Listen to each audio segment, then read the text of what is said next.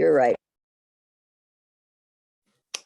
Okay, so, my protocol then was to try to heal the lining of my gut, to try to get rid of this pain there on the, of course, stomach, left side again. And of course, my gastroenterologist put me on something I'd never heard of called pantoprazole sodium something. But it's a PPI, a proton pump. And I took it like for 2 days, and I had such awful headaches and diarrhea that I stopped. Yeah. And then I went online to see, what are side effects, what are the data, and realized just how bad, and realized it was a PPI and how bad those are for your body. Yeah. Yeah. And I thought, well, my body, I think, is telling me I don't want this. So I only took it, like I say, 2 pills, 2 days, and made an appointment with my naturopath. Yeah, good. Because I thought I'm going to find a holistic way to do this. So I've met with my naturopath. I even met with my primary doctor just because I happened to have a scheduled appointment. And she said, yeah, you don't want to be on those real long. She said, maybe a couple months. He wanted me on for 90 days. And she said the biggest issue would be the impact on your bone density, because it prevents absorption of calcium. Wow. And I already have bone density issues. So, and then my naturopath said the same thing, although he said, those were originally, when they originally came out, they were supposed to be for a 2-week period. You could prescribe them for 2 weeks to address some situation. Wow. And my husband's been on one for years, and I wanted him to get off of it. And his doctor wants him to get off of it, but he can't now. He tried for 2 weeks and he was in so much misery without it. So anyway, that's a side story. But so I don't want to take that. My naturopath gave me a supplement of some kind, which I'd never heard of, to heal the stomach lining. He said, what you've done is somehow, for whatever reason, that stomach lining has been really impacted. And he also suggested, just because of my other bowel issues, that I tried going off most of my supplements for a couple of weeks, because I take a lot of supplements. Wow. And he said, have you ever tried going off? And I said, no. And so he just told me to stay on like a multivitamin and my probiotics, and I think I'm on a B vitamin. Yeah. But anyway, but what I've been working on and spending most of my time on is that ever since that endoscopy, my stomach pain has been worse instead of better. Wow. And all I can think of, well, if they take, I don't know what they take, a sample or whatever, that could irritate the stomach and would have to heal. Right. And I was taking aloe vera, thinking that's healing to the stomach. Yeah. And and I thought, why is my stomach getting worse when I'm taking aloe vera and taking this other? And I looked on my aloe vera jar, because I looked when I bought it, and I bought it at the dispensary at my naturopath. It's pure aloe vera, but it has lemon as and lemon juice as a stabilizer or something like that. Well, I thought lemon juice on an irritated stomach. Yeah. So I thought, gosh, I think I'm making it worse. So I stopped the aloe vera. Yeah. And so I've been working on it, though, by just, all the questions. Is there someone on my team that knows about this and knows how to heal it? And I got that there was someone, and they're willing to work on that. And that's what I've been working on the last few days. But that's pretty frustrating. That, I was glad that I did the test, so I know that it's inflamed, but I'm kind of frustrated that it's gotten worse. And so far, it's only been a week and a half, I think, that I've been on what my naturopath gave me. And the last time I muscle test and talked to my team that's working on healing it, they said 2 months. Okay. Wow. Wow. Because I sent an email to my doctor and he hasn't got back to me. It's been a few days saying, how long do I need to take this? Should I order another bottle? Because it's a 30-day bottle. And he's not gotten back to me, but my team said, yes, you need probably another bottle. So 2 months. Okay. But, and I'm starting, my naturopath really wanted me to go off eggs and dairy. And I went off eggs and I haven't gone back on them. It's been over a month or two. And my bowels seem better, but they actually really got better when I went off all my supplements. I think there's obviously something that's doing, and probably it's magnesium. There's probably too much magnesium. Maybe. I don't know, but I'm again waiting to hear from him of how I should start adding back in or whatever. But so then he said that you haven't gotten, because I said I haven't got off dairy. I said it's just too hard. It's too hard. We use so much. I mean, we use coconut milk and that kind of stuff. But so many of the meals, the main dishes, I can do breakfast and lunch. Main dishes have some kind of dairy, whether it's a casserole we're making with a cream of mushroom soup, or if I'm making enchiladas with cheese, or a chicken divan was, and so it's but I said okay, so I'm on my 4th day without dairy. Wow. And Tom's being very supportive. Very good. Very good. Even almost all his recipes have some kind of dairy, but he's willing to adjust. Something the other day had butter in it, the sauce, and I said, how about coconut oil? So he was willing to use the solid coconut oil. And so I'm trying to get that settled down, which, I know isn't related to the pain, but it's all related. It's all related. True. It's true. Yeah. So, and the other thing, good news, is I have a new spine doctor. Oh, wow. Yeah. Which I had been, Dr. Hanscom, my doctor retired a few years ago. Yes, I think I remember. And I realized that I hadn't had an x-ray since 2017 was my last x-ray. So 3 years after my surgery. And I don't know if, when I was talking to you last time, if I had this extreme pain in my upper back and my shoulder blades. I don't think, and which I never have. I mean, that's normally my pain area, and all of a sudden doing nothing, I just, oh my gosh, it's even walking. Every step I take, it would like jar it. So it's kind of pain like when you've cracked a rib. Oh, wow. Because I've done that before. And it was all in my shoulder blades and upper back. And I thought, I really need to get a doctor. I need to have x-rays. Does that mean one of my screws have come out or something has shifted? And so I got a recommendation from the person who did my hand surgery, a doctor, and he wanted to see my x-rays and my procedural notes before he would agree to have an appointment with me.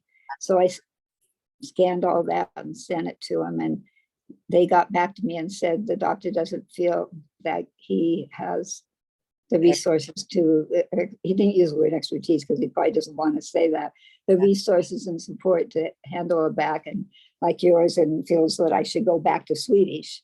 Well, the thing is, I don't want to go back, not that I don't want to go back to Swedish, I don't want to drive to Seattle. I have enough with my eye issues that I don't go back to I don't try to drive on the freeway. So then someone else, after we talked about it, one of my groups, texted me and said, what about, well, first off, let me go back. When I got that message from this doctor that I'd gotten all the research, I felt, I mean, it was like I wanted to cry, because I felt like, oh my God, I'm damaged goods. That was the words that came to me. I'm damaged goods. Nobody wants to touch me. It's so complex. That was really, wow. That was really a strange place to be. But then someone suggested Proliant surgeons, and I looked on their site, because they have a facility, they have them all around, but they have a facility up here at Valley General, which is now UW Medicine, Yeah. which I thought, you know, that's good solid medicine. Yeah. And I looked through all the surgeons, and I picked a couple that I thought had, from their bios, had experience, and narrowed it down intuitively to one who'd had a lot of experience, had worked out of Harborview before this and stuff. And I thought, this guy's had a lot of experience. The other guy didn't have as much experience. And anyway, I went to see him, and it was such a blessed thing. From the time I parked my car and couldn't figure out where to go, which building it was, a lady got out of her car and said, "Can I help you find something?" And she was a physician's assistant that used to work there, but is now in sales or something. And she says, "Oh, I'll take you there. I know exactly where it is." And she said, "What doctor are you seeing?" And I told him, and I said, "I've never seen him before." He says, "Oh my gosh," I used to work for him, and he's the best. I'd let him do anything. So it's like I had this angel from the beginning, you know. And my back pain had subsided after about 3 weeks. It went away, just boom, just like it came. But what I really wanted was x-rays to see how, and they took x-rays, and he said everything looked fine and stable and nothing. He was very compassionate. He was like blown away. He walked in, he says, "Oh my gosh, you've been through a lot." And he knows Dr. Hanscom. He said he'd been in surgery with him in the past.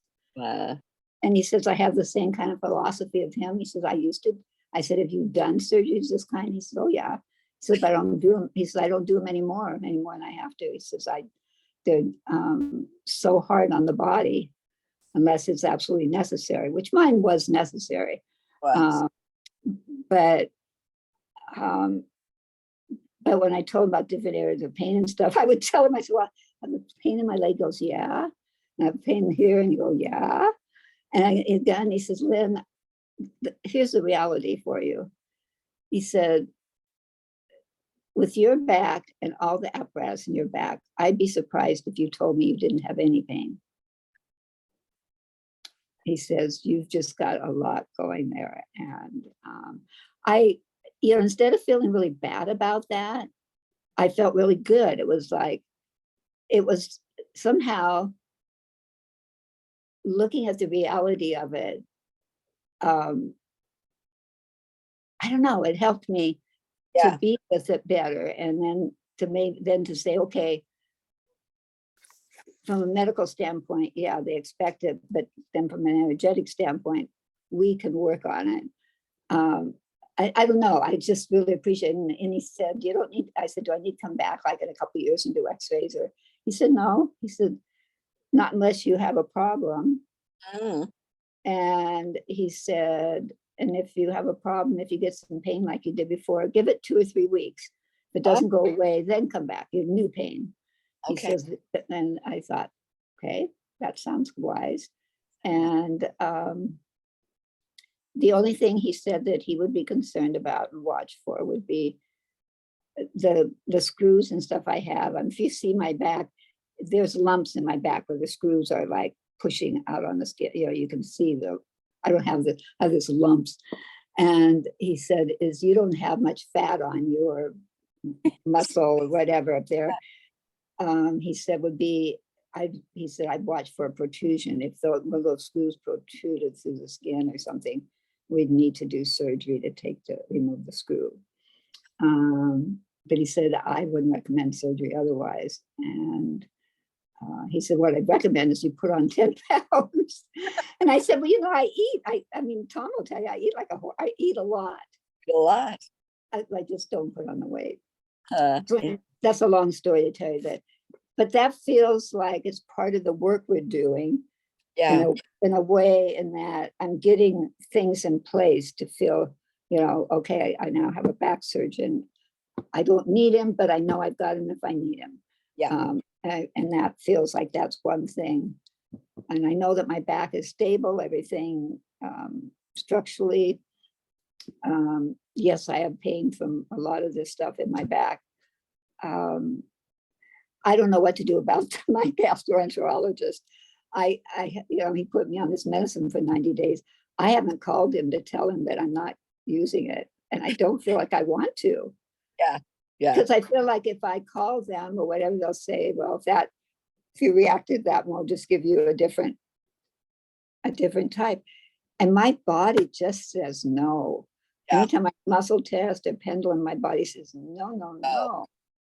Yeah. So I don't know what I'm going to do. I guess I don't know. Do you think I'm crazy not going back to him and letting him know that I'm going to try to do this? I thought, well, I could just tell him I think that's totally up to you, because he ought to know that you're taking responsibility here. You tried it.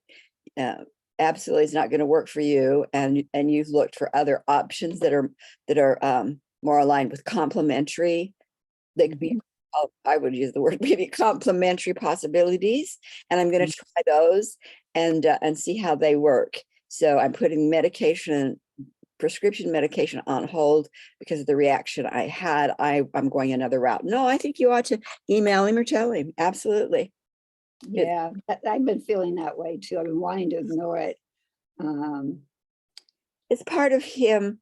He knows, and this is what my team says when I hit that kind of a situation. Speaking your truth keeps you safe. Meaning, in this case, it would be this: if he's the kind of physician that's going to be helpful to you anytime, he would go like, okay, it's not my recommendation. I can't tell you yes or no, but I hear what you're saying. So he accepts you, he doesn't discount you. Then it's a relationship, it's a medical relationship that may be necessary, or at least valuable in the future. If he comes back to you and says, don't come back to me again, then you know that, okay, he wasn't a safe person for you to be with anyway. That's a good point, Sharon. Thanks for that clarification. And you reminded me that when I went to see him originally, I really liked him. It was the first time because he did let me be part of the decision, because he said, well, your pain comes and goes and comes and goes. You've had a CT scan, you've had an ultrasound, we've run all the blood tests, nothing bad shows. So we can do an endoscopy, but we don't need to, we don't have to. It's it's kind of your decision. Yeah. And I waited about a month and then decided, yes, I want it because I want to know what's going on. Yeah. And he heard you. Yeah, he did. So you're right. Out of respect for him, I need to do that. And for my own, I like the truth speaking. Yeah.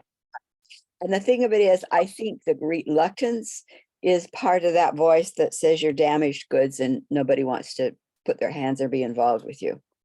And that little one, you can say to that little one, you know what, that we did have those experiences in the past. Absolutely. And I hear that you're still holding on to that pain. So I didn't know you were still holding on to the pain. So I want you to know that you're in safe hands I'm in safe hands, and therefore I can put you in safe hands and turn that part of you over to Mother Mary or the angels or whatever and say, you can go play because you don't have to guard me anymore. I would do that kind of process. Okay. Because it's also that voice came up for a reason. Yeah, the damaged good. That was, those words are not even words I'd ever used for myself. Right. Yeah. And energy that's been holding that with that concept. It might be a 3-year-old or a 4-year-old. You know what I mean? It's still that needs to be said. Oh, I hear you. I'm sorry. You're still, you haven't moved, or I haven't known you were there, so I could take you into the space of safety that I'm in. I want you to be there too. And so here are the angels, and here's a place where you now can relax, you can play, you can swim, whatever. That's good. And you know what else is coming up from our conversation is it's like speaking truth to power. A doctor is like a power figure. I mean, that's like, someone we put power and it's like, we talk so much about speaking truth to power. and how as women we haven't, and we're gaining our voice. And so you're right. I think I've been afraid to tell him, like, I'm challenging his wisdom or whatever, and instead of trusting my own wisdom and power. So yeah, There's a great book a friend of mine, Lisa Marshall, wrote many years ago. And it's a leadership book. Speak the truth and point to hope. Or in this case, speak to truth and point to respect. His respect to you. Yeah. Good. Okay.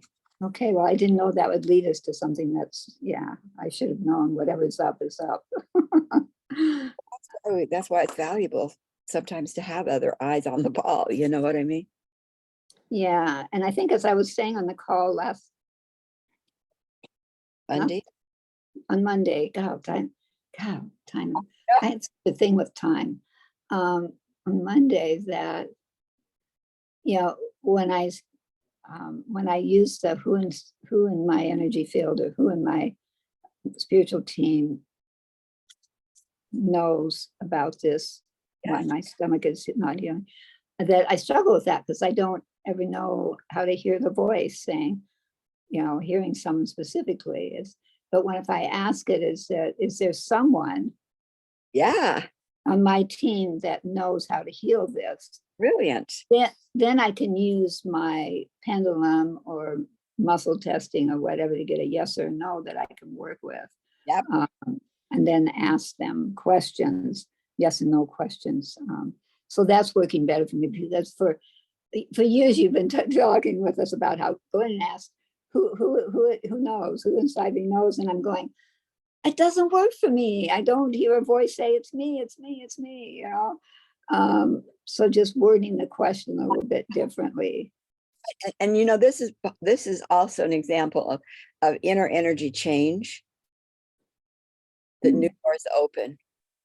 Because why hadn't that thought come to you 4 years ago? Find your own language. Why didn't it didn't? Why it didn't? Why does it come now? I think it's also a feedback to you that something in here has changed, because a door has opened for you to use this tool. Not that it's the only one, but now this is how I can use this tool. Why all of a sudden? Because there's something that's changed inside. We don't even know what it is. Yeah, and I have to be honest, speaking truth, I have to be honest in that didn't come from that, came from Evie or Sue on our call.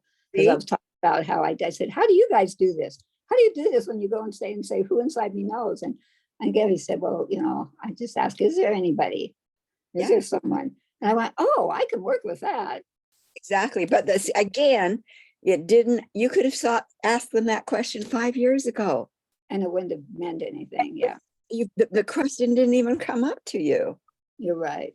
Yeah. It just is really, I think it's all these little subtle things that open are the subtleness of energy, really. You know, not energy is not, it can be really mind-blowing all of a sudden, here it is, but it can also be just so subtle that we miss the confirmation that what you're doing is you're on the right track. Keep going. You know what I mean?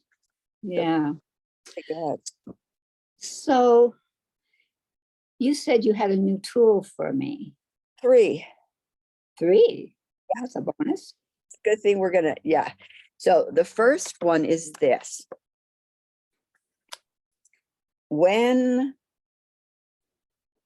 we as star beings, we are energy only. We are energy frequencies, totally brilliant, magnificent, intelligent, you know, all of that, but it's contained in a vibrational wave or body, right? Our soul. And because our soul is very higher frequencies, for us to be on the earth to do what we plan to do here, we created a vehicle, the bodysuits, correct? Is that, I mean, that's kind of how we've explained ourselves. when our soul leaves the bodysuit's dead. It's gone. It doesn't act on itself, right? It's gone. Right. Okay. So this is what came to me maybe a month or two ago, is this. The star soul body is a body, is a presence, is a field that is totally independent of the physical vehicle.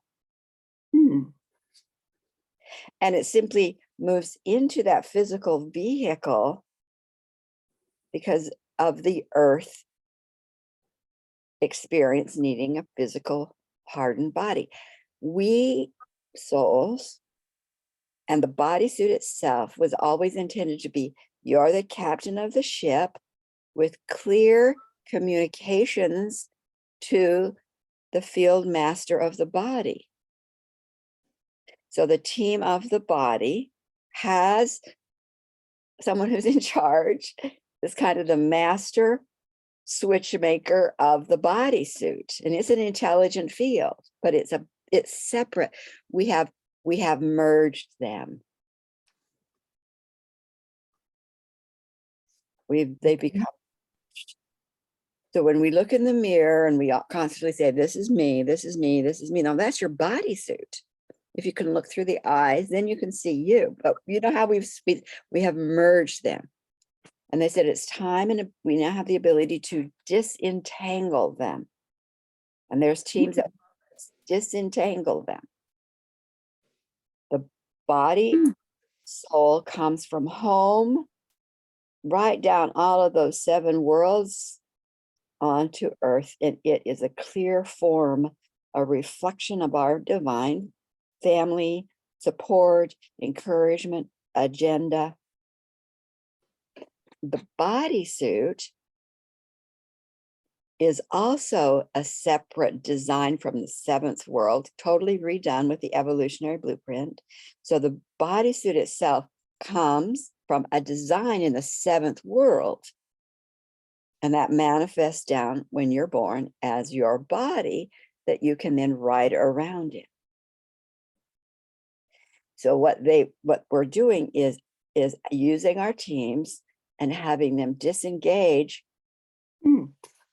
because the soul has no wounds, no trauma any longer. The soul, right? And yet, when it's emerged with the body, it takes on the resonance of, I'm damaged, for example. But it's not damaged. But it has been damaged because of the entanglement of the frequencies of the body that gets damaged. So disengaging so that the soul, you can just, like when you go to bed at night, you get up in the morning there, you can just, with your imagination, there you are. Good morning, family. Good morning up there, family. Hold me today, this is you. Okay, bodysuit, commander, bodysuit, field manager. How's the body feeling today? You now are standing in a more clear, stable, healthy, whole space as you interact with the body field. So that when the body field is giving you signals, you don't get meshed. You go like, okay, I hear you. Okay, what do we need to do here? So we can get our messages more clearly because the communication isn't enmeshed. So that's one thing to play with, that your soul is not in any way damaged, traumatized. It's not even in pain, except to the degree that it's hearing, or in the past has been sucked into the same pain vibration. And then who's in charge? So you want to be in charge. You see, will you feel the pain? Absolutely. But if you go like, okay, here I am, I'm listening to my body messages, but I'm not swept away by them.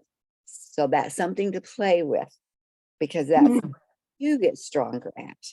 there, I had thought maybe there was this, you know, how we look at relationships, that there's two, and then there's a mesh, a mesh field of the third part of that's interacting. And what they're saying in this case, no, they're separate with a really good communication system, like a car would have, that would signal when this body is needing help, and would also say when this body wants to upgrade or wants to encourage or wants to, you see what I mean? So play with that and see how that works for you, the disengagement. Okay, all of it makes a lot of sense. What I'm not clear on, and I know you said it, but I didn't quite, is how you do that disengagement. Yeah, your team's you just ask the team to disengage. Okay. And you can see it maybe in imagination. What I used, what was helpful to me, was to use my car. I get into my car. My car has all these warning bells and whistles, and they tell me, you know, seatbelt on, or, you know, fuse blown, or whatever. So but I get into my car. I get into my car. I appreciate my car. I love my car. I keep it clean, you see. But when I'm home or asleep, maybe I'm out and the body itself rests without me, soul, needing to do anything other than, hey, guy, you rest. You've done a great job today. So it's an imaginary thing, but there's a team that will do the work. So you just keep seeing and sensing. So we're disengaging the two, but it was still keeping the soul in the body. Yes, but the soul is in the body. Mm-hmm. And the thing that is because the soul is respectful of the body. We need the body, but we're not meshed together. But we need that clear communication. The soul is communicating to the body, and also then the body communicates to the soul what it needs. It doesn't pull it into the wave. You know, how can that communication system even become better, so that you as the soul can get it, ask for the help without being swept away in the message itself, in the pain itself. And everyone's different, because you've got a lot of the pain going on and have for some time. So how's that going to work for you? I can't tell you how it will work for you, but I know that the end result is that's going to be, you are going to be more clearly the captain of the ship, appreciative, grateful, taking good care of. And every once in a while, I'll put them into the mechanic shop and do an x-ray. You see what I mean? The body is going through the x-ray. But again, even though you're in the body as the x-ray is taking place, you are not the body being x-rayed. You are only there overseeing, calming, you see, whatever you need to do. The partnership with a really good communication system between you and all of the body parts. And there's a captain of the body, an overseer that you can speak to that part of the body, or the body itself, like you're doing. That's just getting the soul disengaged. So is the soul the captain of the body? Yeah. Yeah. The body's there for the soul, right? The only purpose of the body is for the soul. That's true. It's the only way we could be on, yeah. And so when the soul is complete with whatever the soul wants, then the body's completed. So there's that. Okay. Consider is that you're and we may have talked about this before, and again, I would do the disengagement first and then speak to that body field collective. It's at a very high level of sensitivity, because over time you've needed it. And maybe you don't need that level of sensitivity any longer, because you might, instead of having a pain that lasts for 3 weeks or 2 weeks, ask for the pain system, which is a message giver, the little light that comes on, that when you get the message, the light goes off and you follow through on whatever the message is about. Anyway, the adjustment somewhere in the pain message giver, that as soon as, like, here's an example. Several years ago, I realized that for me, when I started getting a little stuffy, like a cold coming on, that it was a sign that I was overwhelmed with thoughts, too confused. Maybe a lot of good projects, I might have been a lot of things. My mind seems to hold a lot, you know. And so if my body or soul felt like it was going into confusion or overwhelm, I would start getting a runny nose, sniffly nose, like I was going to get a cold. So when I understood that stuffiness for me seemed to indicate confusion or overwhelm, then what I started to do is, at the first sign of stuffiness, so the first red light in my car, at the first sign of stuffiness, I would say, okay, got the message. Thank you very much, red light. I'm going to take it from here. And then I would do a reality shift. I'd change my life a little bit, but immediately I would say, I got the message. This is the message. I got it, and I'm handling it. The stuffiness would go away. Mm. It's that kind of system you want to put in place, that you are, because you have been totally a good caretaker of your body. But I think you might still be functioning on an archaic pain system that you put in place, that you gave your body the said, keep at me, because I might forget, keep at me, keep pushing at me.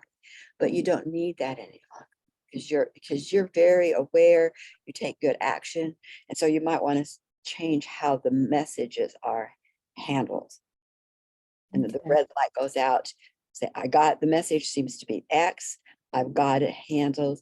I don't need the pain any longer to escalate, because and then if the pain stays, then I would follow through on what you thought was the message. But if the pain doesn't go away, there might be another message, or you may not have gotten the kernel of it. But I think it would be great if you can get to the place where you get the nudge from the body. You say, yeah, I see that. I think the message is XYZ, and I've got it.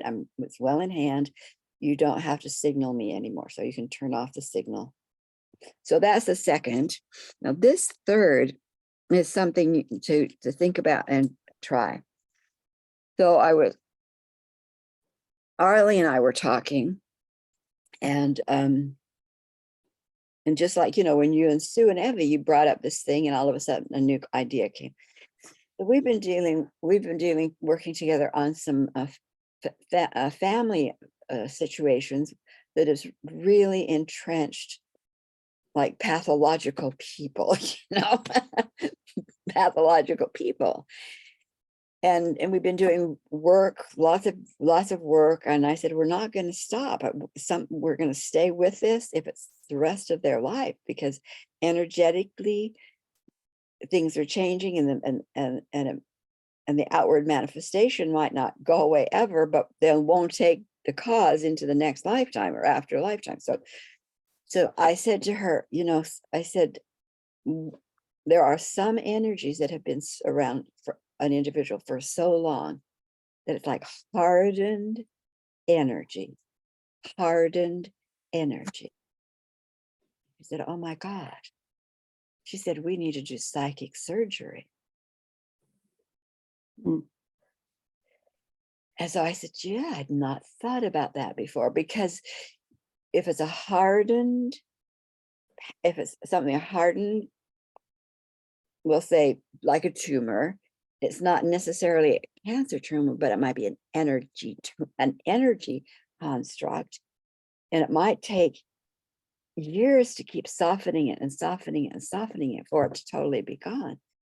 So what if there is any hardened constructs, I'll just say you got hardened constructs, could we do psychic surgery and just have it removed in totality put it into the cosmic composting system safely and have that area healed as if nothing had ever been there.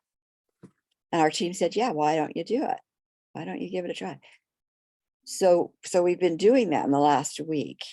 There's definitely some changes in her situation. There's things I can't quite track in the same way, so I don't know.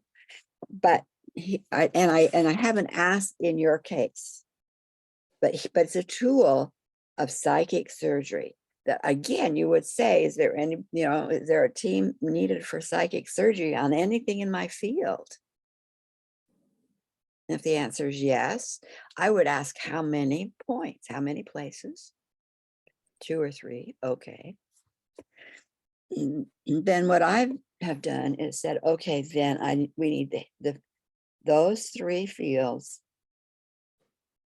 freeze frame them, numb them out, and prepare that energy in every bit the same way you would do surgery. There's anesthesia in the area, numb it out, neutralize its actions, make sure it's totally clean and antiseptic, that everybody's going to work on it is totally masked, and that everything, so that I just think of it. Arleigh did it a different way, and hers way worked too. But I wanted, I just brought that whole surgery scene, and whoever's doing the surgery is totally capable and competent. And so we've been using it. So I just wanted to say that to you to see if that's something, and if there were like 4 or 5 places, then I would probably say, okay, I would take the least problematic first, take the easiest first, and just see what that was like. Listen to your body, how that was, because there might be some things you want to add when you do the 2nd or the 3rd or the 4th. A little bit more anesthetic. Yeah, bring in a little bit more teams. And we might need a Tesla tower vibration filling the space with a new evolutionary blueprint right away. You see. So there you go.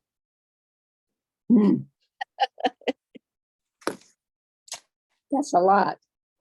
It is a lot. I would start with the disengaging for sure, to see how that, Is the disengaging something you need to do daily, or just once? Well, what I do is, I did it like I checked in maybe once a day to say, how's it going? How much is disengaged? How much is disengaged?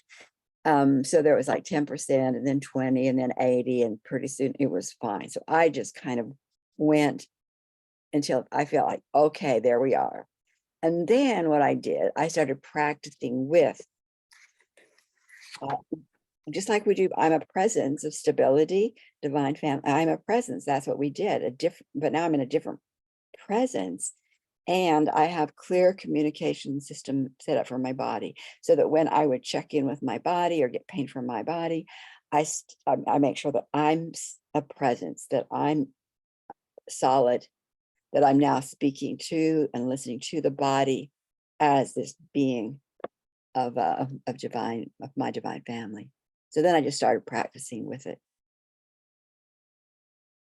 Okay. I'm glad we're recording this, because I need to listen to it again, because it sounds I know it's, once you've done it, it's easy or whatever, but it seems complex to me, and I need to get out of that space of it being complex. And yeah, and you could always also just, like listen to the one about the disengagement, and just and you could even say, do I have a team for that? We do have a team. All we have to do is call it in. Do I have a team for that? Then you know how to do it. You can do it well, and I'm turning it over to you. And just let them, and then drink lots of water. You might need to have a nap, just like energy work. That's probably that's maybe what you might feel with that disengagement. Like what I found is there was a time when I felt this a little bit like woozy, like when I just did I did the hook up and just said, I'm totally balanced in my star body, and just brought the, Mm. it would eventually do that by itself, but I just felt like I wanted to do it right away. I like the hookup. I've used that for years for Yeah, balance. Yeah. yeah, it's really a good one. Okay. So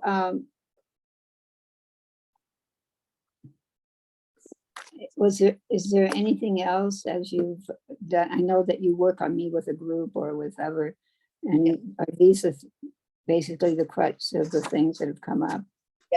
Yeah, and not everybody in the group, in that particular group.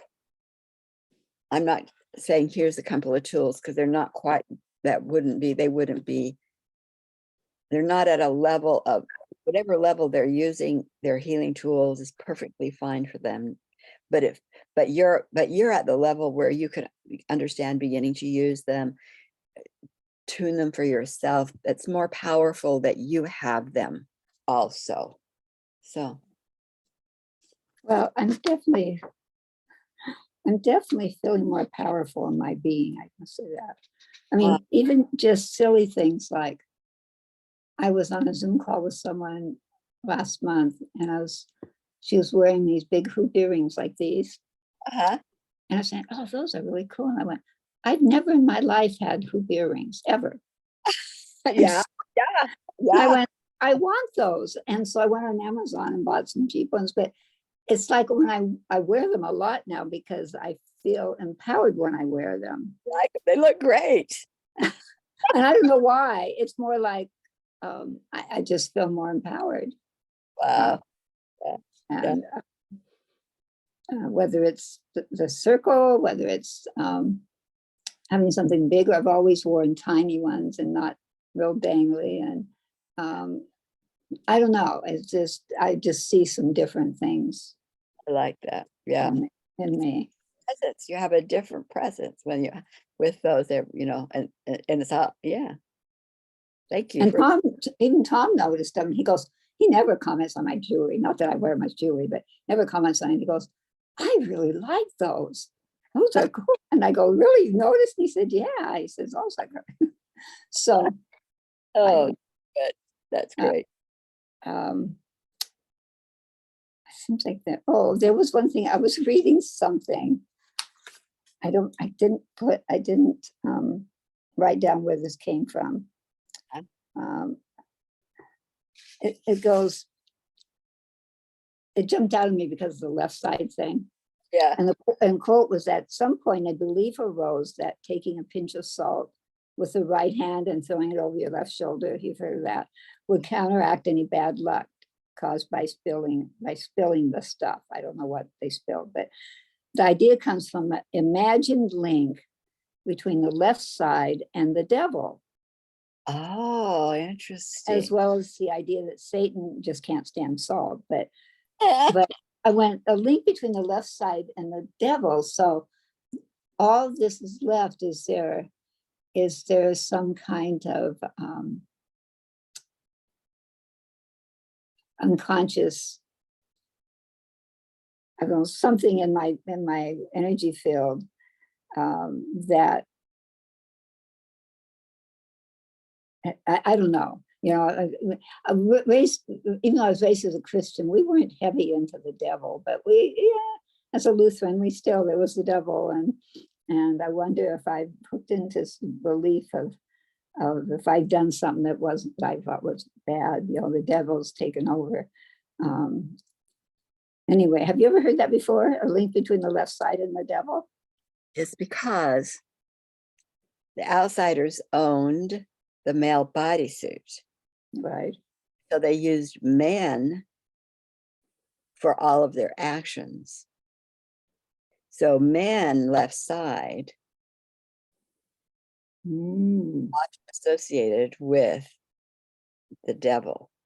So what's hearing is you as a woman with Sophia authority can free the men of those contracts because they're not allowed anymore. Oh, okay. So if you just say, like a reality statement or declaration, as a presence of the divine, as a presence of female authority, I stand with in Sophia, and I declare all ownership, chips, marks in any fashion of dominating outsiders are removed from male bodysuits, past, present, future. And so it is. Oh, I like that. What happens? Yeah. Isn't it funny how things come to us and they all have a reason? I know they do. They do.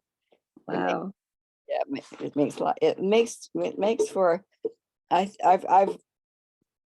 moved back to my family's a family of curiosity. So I've moved back to the reason I got into this work. I was curious. I was curious about affirmations. I was curious about blah, blah, blah, blah, blah, blah, blah. And then it, and so it's like, why do I want to continue to do the work? Why do I want to see what's going on for this woman or that group? It's because I'm curious. And in that curiosity, if you let it take, if your goal is to let curiosity take you to cause, now you have cause that you can remove from curiosity rather than pain. So I because it's pretty curious and pretty interesting when you get some of the backstories of why things are manifested. Wow. I'm going to listen to this tape. This is a lot of good stuff. I'm going to listen to this. Well, I listen to them all when you send them. Yeah. But this one especially, I think, has a lot. Because Because I do feel like I'm at a different level. Yeah. Since when I started, Yeah. Okay, love. Okay, let me ask you a quick question. That this is just totally off this. What did I do with that? How did I got it out? I have. I know I brought it out. What did I do with it? Just a sec here. I have on my prayer list. I have 3 of your kids. Oh, Michelle and Bjorn and Jennifer, right? yeah. I've had them on my prayer list for a long time. And I'm wondering, and I was just looking at my prayer list today, it gets longer and longer all the time. And I was just updating it. Is it still important to have them on there? I think Michelle's doing really quite well. Doran is an unknown factor. He's gotten with a community that first I thought was really a great community, but I think it's a kind of edgy toward cult. Yeah, keep him on there for sure. Okay. And Jennifer for a bit longer too. She's doing well, but let's keep her on there. Thank you. That would be great. Michelle really, Jennifer is really taking off and doing well too, but she's still not quite off chemo. That's what I would like her off chemo. They tell chemo, she's a dead one. Yeah.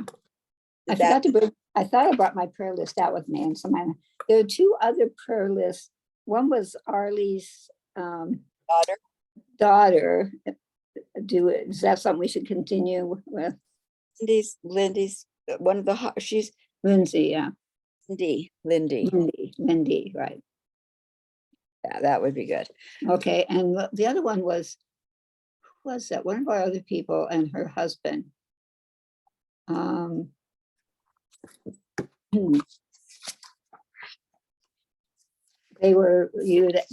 She was a cold love. Yeah. Just probably a month ago now.